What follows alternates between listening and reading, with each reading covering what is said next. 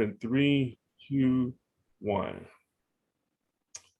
Welcome to Conversations. I'm your host, Charles Kirkland, and it's that wonderful time of the month again where I get to sit down with someone who's doing some really great work in the city. I'm talking about the Filmmaker of the Month segment. And today I've got someone extra special with me. He's a producer and director creating award-winning commercial, documentary, and narrative films since 2000. He's got a long career in the film industry as a film and arts administrator. He's established himself as a force in the festival world, having created and consulted with and fostered dozens of events around the globe. He's the founder of DC Shorts, a nonprofit organization championing short filmmaking right here in DC that I've been a part of a couple times. He's the creator of the DC Shorts Film Festival, one of the country's premier short film showcases. He's the author of several books and has become industry recognized reference for filmmakers, art administrators, and special events organizers.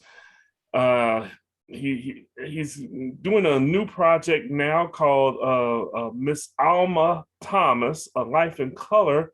We're talking today with the guru of film festivals, Jon Gann. Welcome to the show this morning, Jon. Thank you for having me. It's great to be here. Well, I think it's great for us to have you here, such an accomplished member of the arts world. So my first question I'll ask you, and I ask everybody when they come on the show is, what does it mean to you to be recognized as the Filmmaker of the Month for November 2021? It is quite an honor. I remember when the film office started this many, many years ago, and I always thought, that's really cool. But then, I wasn't actually making films. I was, I had made them, and then I went to film festival production and management. So then when I started making this film last year, it never really occurred to me that I was a filmmaker actually, until actually last week I was at a festival, the first in-person festival I could go to since COVID. And they gave me a badge that said filmmaker, and someone took my photo and it looks great. And I'm like, I am a filmmaker. And then when, of course, I got the call saying I would be Filmmaker of the Month, I was just like, wow, I guess I am a filmmaker. This is fantastic. It's an incredible honor. It really is. There's so many media makers and storytellers in the city, and to be recognized is truly incredible. It truly is an honor for us as well. So I congratulate you on being recognized. I want to talk with you because you mentioned film festivals being your first and live in festival experience this year. You've run this DC Shorts thing for quite some time.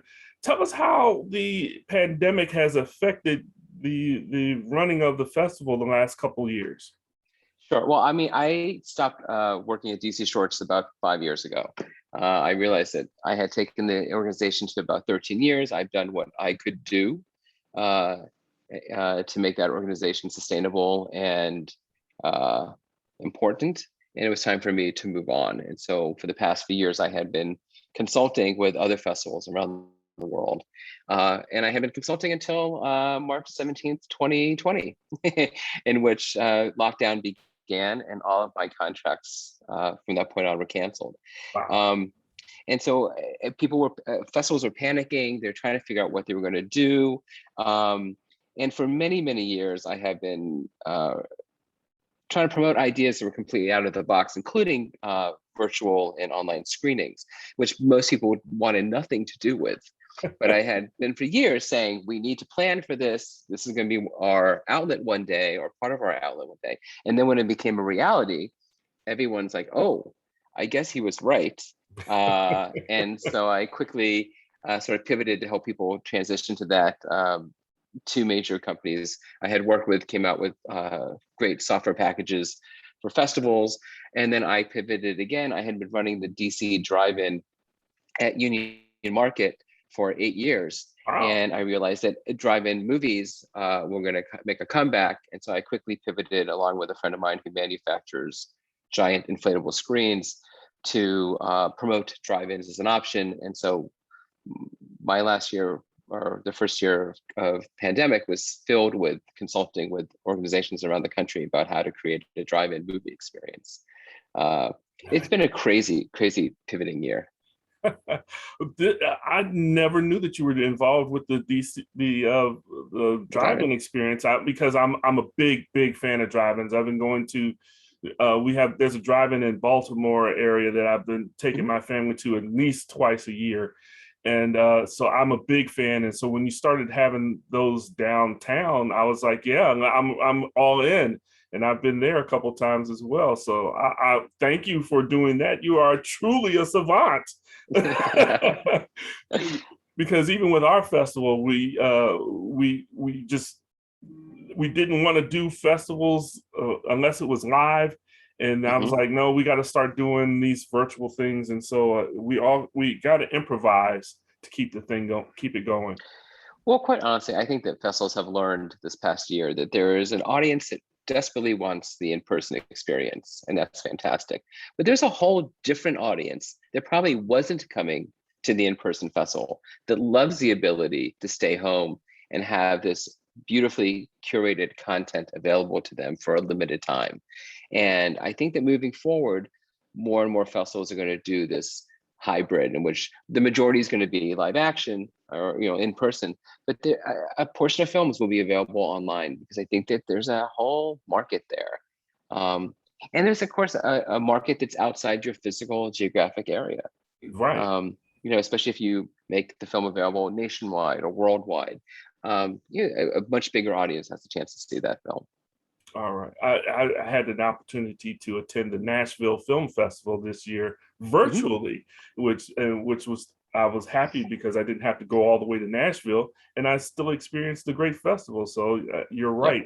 It's an opportunity for us to see things and see things in a different area that we wouldn't normally go to. So yeah, like that a lot.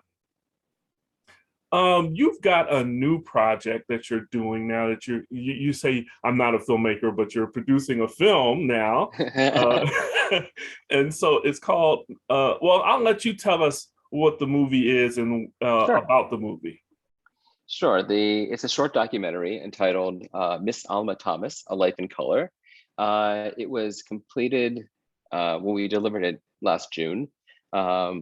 June of 2021, and it was made to accompany a 4-city retrospective exhibition of Alma Thomas's work, which is actually opening tonight at the Phillips Museum, and will be playing in Washington, D.C. through, I believe, January. And then it goes on to 2 more cities, including Nashville and Columbus, Georgia. So I was approached by the 2 curators of this exhibit, and they were being told by another friend of mine that they really needed a film about Alma Thomas to accompany the exhibition. And they called me and asked me if I wanted to do it. And I hadn't produced a film in 20 years because I've been busy doing festival stuff. But I had nothing to do because of pandemic. So I said, sure, I'm sure I can figure this out. So the first thing I did was try to find a director, because I knew that I was not the storyteller to tell this incredible story. So I went through my archives of films I really liked, and I remember that I saw the previous year a documentary about another woman artist that I thought was told in a very unique way, using animations as well as live action, and I just liked the flow of it. So I called the director out of the blue, and I said, I know you don't know me, but I programmed your film into other festivals. I want to know if you're interested in doing this film about Alma Thomas. And she said she had never heard of her before. So I sent her a Wikipedia link and some images from the Smithsonian.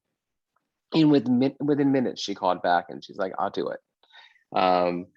Because Alma's story is truly incredible. And I'm not sure if anyone knows who Alma is, but Alma Wesley Thomas was a painter who lived here in Washington, D.C. from the time she was 16 until the time she passed in her 80s.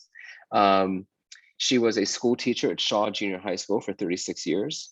And during that time, she sort of honed her painting skills and her styles until she had this epiphany one day about creating in a more abstract manner than she had done before. And she started creating these huge canvases that were very colorful, using a kind of a broken stroke technique, which she called Alma's stripes. And her career completely took off, and she was like 75 years old when she started becoming super famous. And she lived an incredible life of first. She was the first person to graduate Howard University's Fine Arts program in the 1920s. She is the first African-American woman to have a solo exhibition at the Whitney Museum in the late 1960s. And after she passed, she was the first African-American woman painter, whose work was hung and purchased by the White House. And so just an incredible story of resilience. And all this woman ever wanted was to be an artist, a recognized artist. And she spent her entire life to do it. And unfortunately, it's about 10 years before she passed is when she really hit that fame. Right. But she made it. Right. And she made it. And at the time, she made it huge. And unfortunately, we don't necessarily value women painters. I mean, if I ask anyone off the street, name a woman painter, they'd probably say Frida Kahlo or Georgia O'Keeffe, and that's probably the only two they can come up with. But there are hundreds, including Alma Thomas, whose work I would say is comparable or beyond most of these other artists that you've never heard of before. And really, her work is influential, and it should be recognized as part of the American canon of art. And like I said, you're a Washington, D.C. filmmaker making a story about a Washington, D.C. person. And as a Washingtonian, I am extremely happy about this. I mean, I had the opportunity to meet Miss Alma Thomas about 20, 30 years ago. No, wait a minute. It's been longer than that now. It's back in the early 80s that I actually met her. She came and spoke to our school at one time. But yeah, I mean, she, like you said, went from zero to hero in like the last 10 years of her life. And so it's really nice that we can give her some flowers like this, even though she's not allowed to smell them herself. I agree. And, this has been deemed the year of Alma Thomas. There's a website from the Phillips that's dedicated to it. There's a whole year of programming of her work, including this huge exhibition that's coming to the Phillips. There are still plenty of her paintings that are hanging at the Smithsonian Museum of American Art, which owns the largest archives of her work. And then there's the Hemphill Gallery that used to represent her that has, some Almas there too. Yeah. She was such an important figure in DC's art community for so many years. She was one of the founders of the Barnett Aiden Gallery, which was the first African-American owned art gallery in the country, which operated in DC for many, many years. And she knew everyone in DC who was an artist, and she was highly influential to them, most likely because she was older than most of them. And so she sort of brought this teacherly wisdom that I think that really other artists felt and really appreciated. And therefore they exalted her to a place of respect. It's incredible. As we were producing the film and I was trying to find subjects to speak, and finding everyone wanted to talk about Miss Thomas, so that was easy. But we really wanted an interview with Sam Gilliam, who was her contemporary, and Sam is thankfully still alive and still painting like crazy. And I remember we were having lunch and discussing Alma, and he made this very interesting comment that Alma Thomas was the only person he knew that could cross 16th Street. And that was just a really interesting commentary of her ability to reach the people that she could cross between white and Black Washington, through the 60s with complete ease, and was accepted on both sides. And that, to me, that was just mind-boggling. I think that's part of her educational background, that she was able to relate in so many circles so well. Yeah. Yeah. So let's talk about this. I'm going to talk about how you got this cast together. Your director, the Sure. Alfre Woodard, who does the voicing on your documentary. How did all that come together?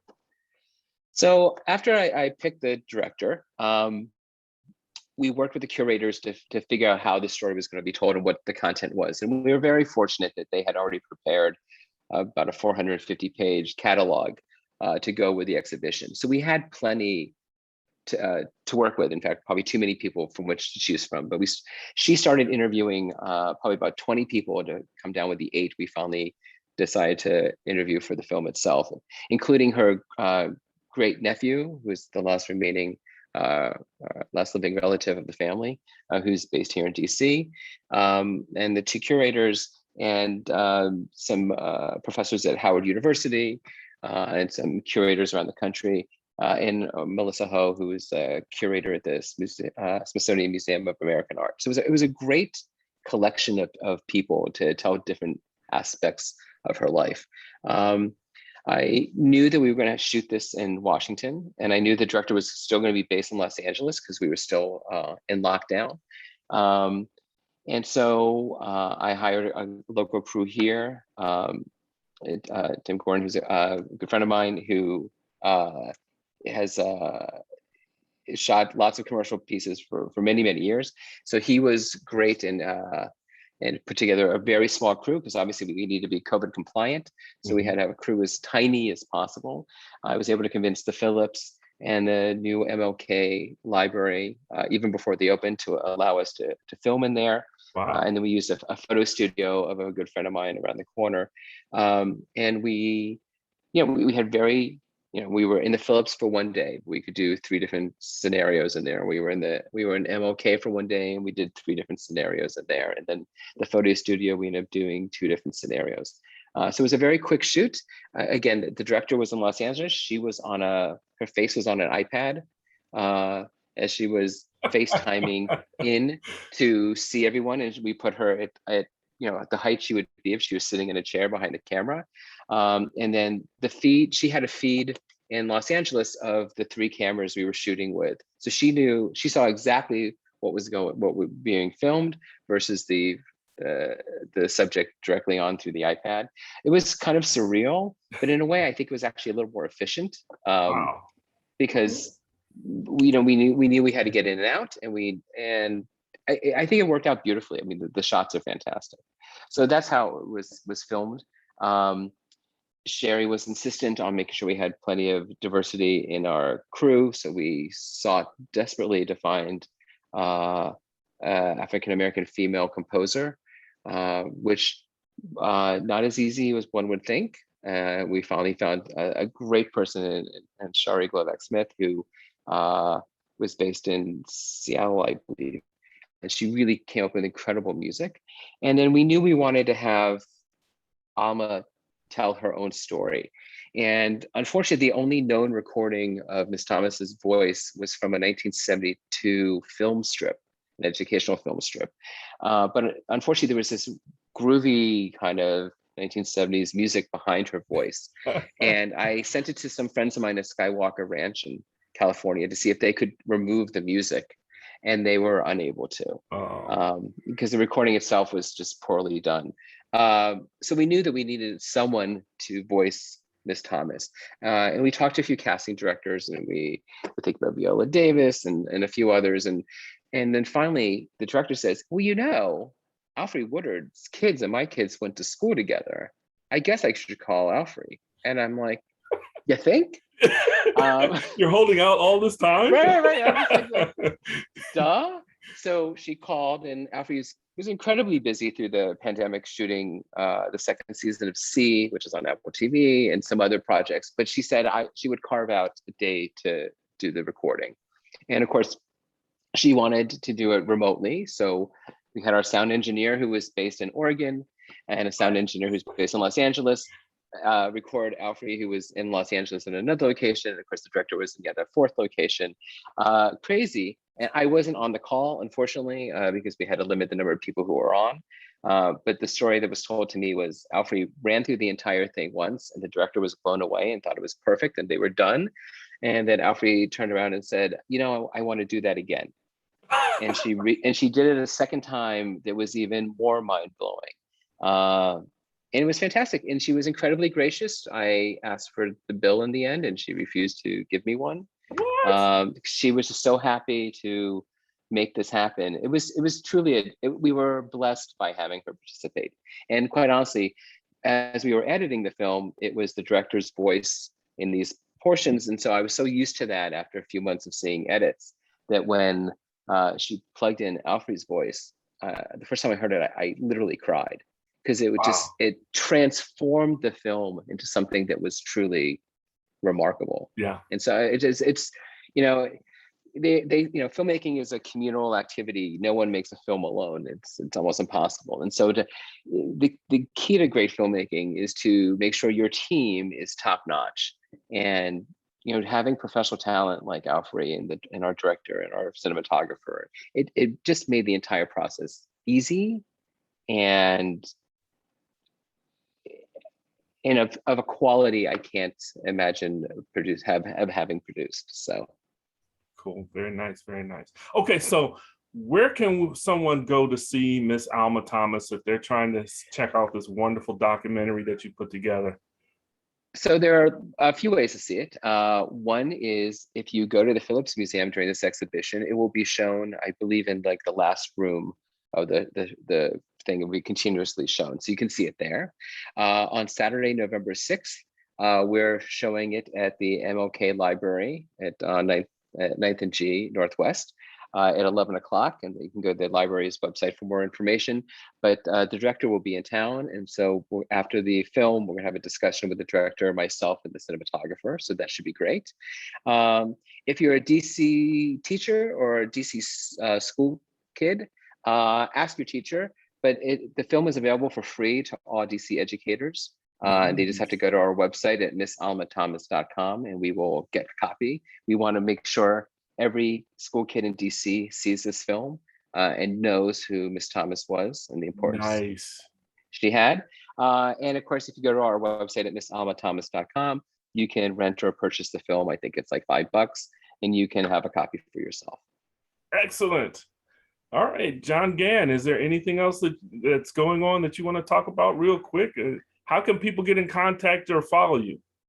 Sure. I have a website at Reelplan, REELPLAN.com, where you can take a look at some of the commercial and the fun work I've done over the years, including graphic design stuff and marketing and consulting. So one other thing I did during the pandemic was redo my website. So yeah, that's all there.